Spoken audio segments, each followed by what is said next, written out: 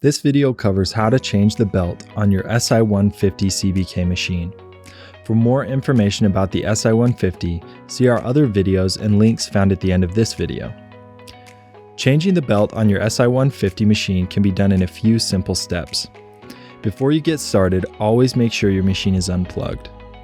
To change your belt, you'll need a Phillips head screwdriver and a socket wrench with a number 13 socket.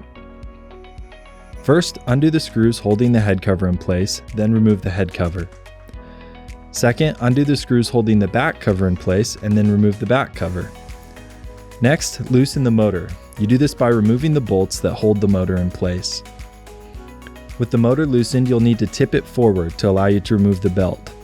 Remove the old belt and replace it with the new one.